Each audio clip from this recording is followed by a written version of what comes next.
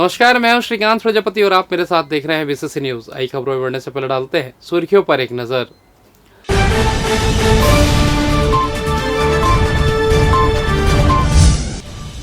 अरपा के संरक्षण को लेकर हुई सुनवाई, हाईकोर्ट ने पूछा क्या हुआ अब तक। जिले के 25 शिक्षकों पर हुई कार्रवाई, 5 बर्खास्त, 11 की सेवा होगी समाप्त। इंफ्रास्ट्रक्चर को लेकर फिर ट्रेनें हुई रद्द, यात्रियों की बढ़ी मुसीबत। और मानसूनी बारिश से गिरा तापमान, 24 घंटे में मध्यम बारिश की संभावना। तो ये थी सुर्खियां, अब खबरें विस्तार से। बिलासपुर जिले की जीवन रेखा अरपा नदी में शहर और आसपास के गटर के करीब 130 एमएलडी गंदा पानी रोज बहाया जा रहा है। इस नदी को संवारने और संरक्षित करने के लिए जनहित याचिका पर हाईकोर्ट ने रिवाइवल प्लान बनाने के आदेश दिए थे, जिस पर अब तक अमल नहीं किया जा सका है। शासन की यह योजना केवल कागजों में ही सिमट कर रह गई है। अब सरकार ने नदी के उद्गम स्थल पर 5 एकड़ जमीन खरीदी करने का प्लान बनाया गया है।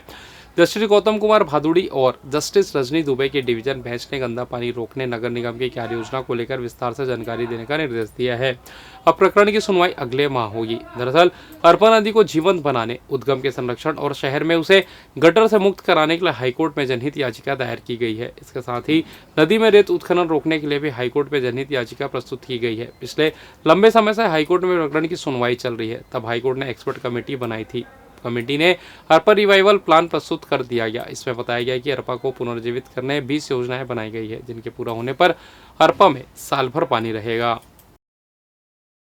जिले के कोटा ब्लॉक के सुदूर पहुंच विहीन गांवों में जिला प्रशासन द्वारा शुरू की गई बाइक एम्बुलेंस ग्रामीणों के लिए वरदान साबित हो रही है।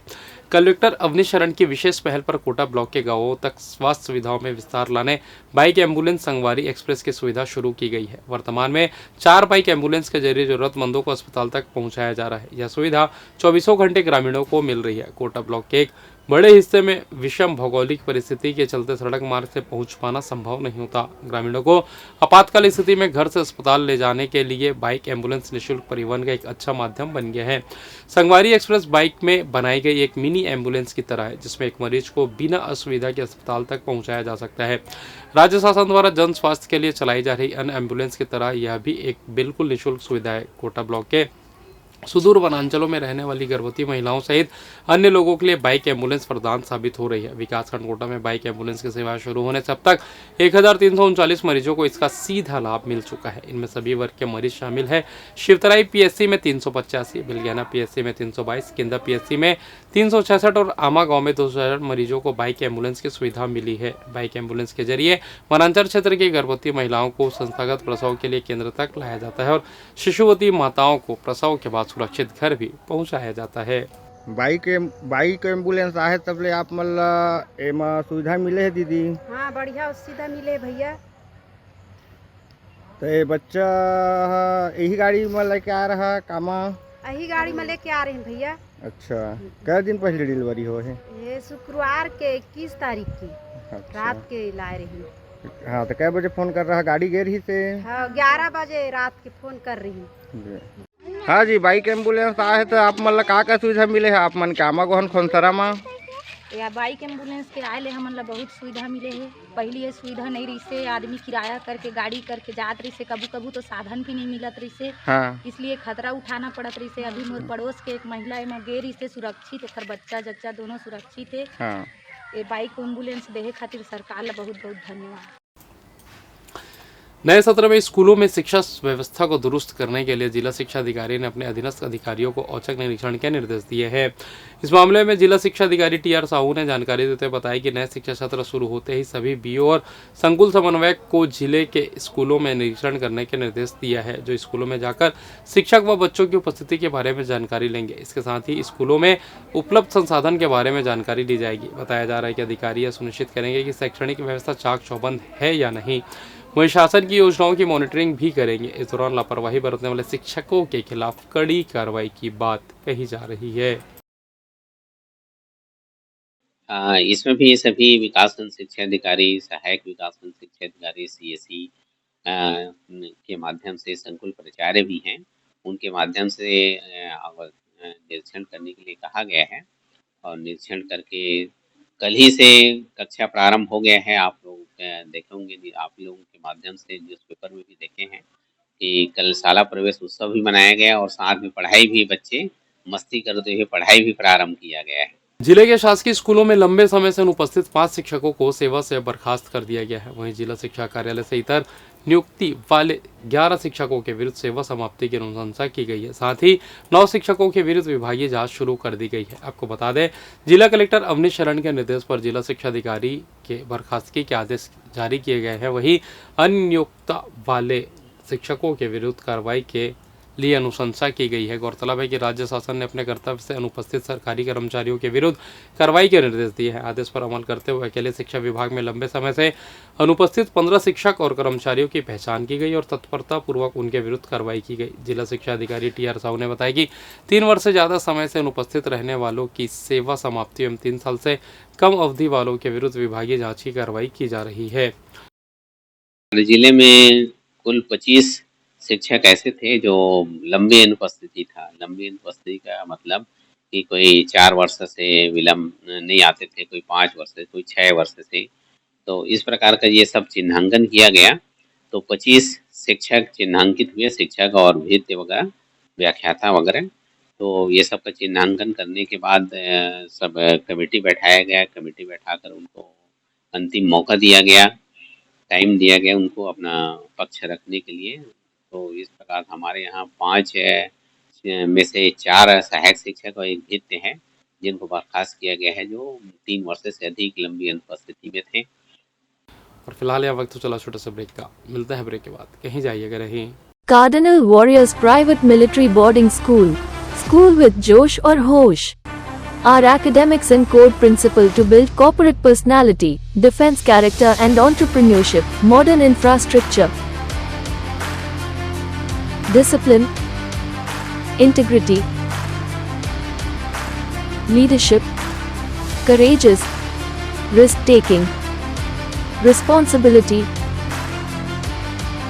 innovations, presentation, collaboration, creativity, productivity, team management. आइए देखते हैं हमारे बच्चों का जोश कैसा है। How's the josh, guys? How's the josh? Cardinal Warriors Private Military School. School with Josh and Hosh. Admissions open for session 2024 and 25 from classes nursery to 12th, CBSE pattern. Integrated AISSAA, NDA, SSB guidance. For admission inquiry, contact us, Cardinal Warriors Private Military, Higher Secondary English Medium School, School with Josh or Hosh. Directed by Major Praveen Singh. A girls and boys boarding school with all facilities and amenities. Call us 6263345189. Our address, Dhamtari Road, near Mana, Nimura, Raipur, Chhattisgarh. और break के बाद आप सभी का स्वागत है। यह बढ़ते अगली खबर की ओर। छत्तीसगढ़ से गुजरने वाली 14 और ट्रेनों को कैंसिल कर दिया गया है। कुछ गाड़ियों का समय बदला गया है। पुणे, गुजरात, पश्चिम बंगाल जाने वाले यात्रियों को परेशानी हो सकती है। 4 से 9 जुलाई तक LTT से रवाना होने वाली LTT शालीमार एक्सप्रेस रद्द रहेगी। दरअसल बिलासपुर जोन के खड़गपुर रेल मंडल के साकराझाल सांतरागाछी लिंक लाइन को आंदुल स्टेशन से जोड़ने का काम किया जाएगा, जिसके कारण ये रूट ब्लॉक किया जाएगा। इस वजह से कुछ गाड़ियां 4 से 9 जुलाई तक प्रभावित रहेंगी। रेलवे में 29 जून से 8 जुलाई तक ब्लॉक लेकर इंफ्रास्ट्रक्चर डेवलपमेंट का काम कराने का फैसला किया है। इसके कारण दक्षिण पूर्व मध्य रेलवे से चलने और गुजरने वाली कुछ यात्री गाड़ियों का परिचालन प्रभावित रहेगा। गोवा में आयोजित all India open gold cup पर LCIT स्कूल के बच्चों ने भाग लिया। इस दौरान अंडर 13, 17 और 19 फुटबॉल और बास्केटबॉल के बच्चों ने भाग लिया, जिसमें उन्होंने फुटबॉल में ब्रॉन्ज मेडल जीता तो वहीं बास्केटबॉल में सिल्वर मेडल जीतकर छत्तीसगढ़ का नाम रोशन किया है। आपको बता दें, यह प्रतियोगिता हर साल आयोजित की जाती है, जिसमें देश भर के स्कूली छात्र छात्राएं भाग लेते हैं। इस बार बिलासपुर के LCIT के बच्चों ने फुटबॉल और बास्केटबॉल में मेडल जीतकर बिलासपुर और छत्तीसगढ़ का नाम गौरवान्वित किया है।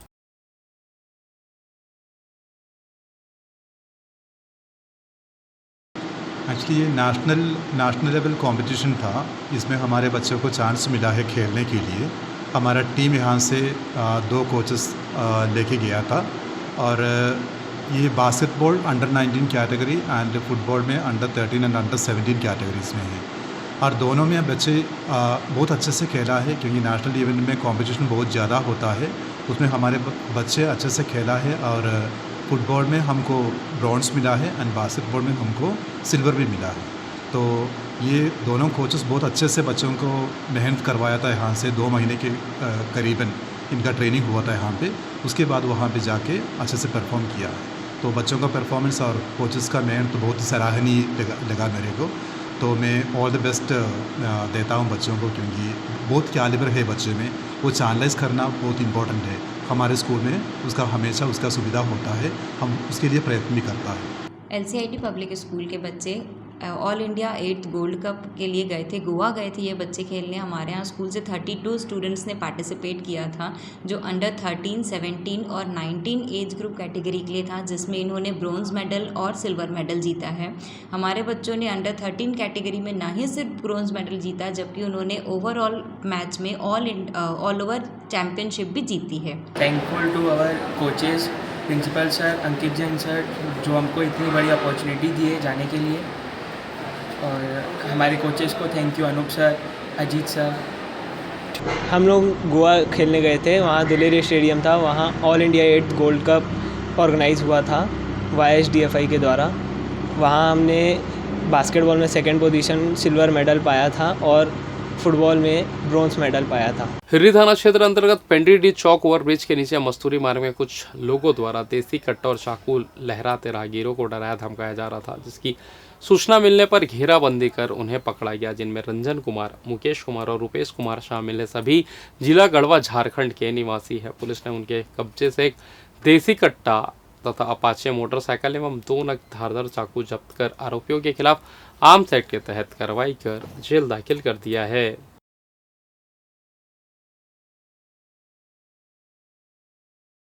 छत्तीसगढ़ के बस्तर संभाग में आज भारी बारिश का येलो अलर्ट जारी किया गया है। वहीं रायपुर, बिलासपुर समेत बाकी संभागों में हल्की से मध्यम बारिश हो सकती है।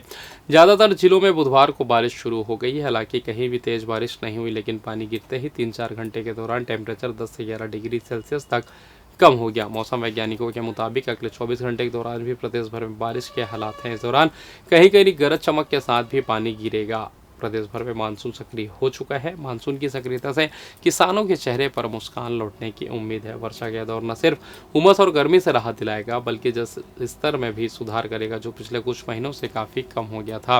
लेकिन प्री मानसून में जिस तरह से बारिश हुई है, इससे किसानों को धान की बुआई करने का मौका मिल गया है। इसके बाद बारिश होगी तो फसलों के लिए लाभदायक होगा। यही वजह है कि इस बार मानसून को किसानों के अनुकूल माना जा रहा है। और फिलहाल इस बुलेटिन में बस इतना ही। मुझे दीजिए इजाज़त, फिर होगी आपसे मुलाकात। तब तक देखते रहिए BCC न्यूज़। नमस्कार।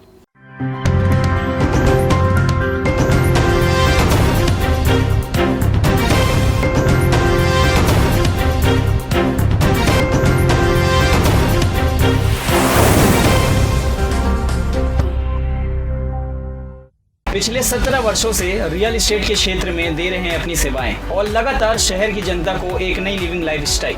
अपने कार्यों एवं सेवाओं के माध्यम से लाखों लोगों की उम्मीदों को दिया है आकार। इसलिए जिले में ही नहीं, पूरे प्रदेश में इनकी पहचान है बरकरार। आपके सपनों के घर को हकीकत में बदल कर है दिखाना, इसलिए आपके लिए लेकर आए हैं भाटी आशिया।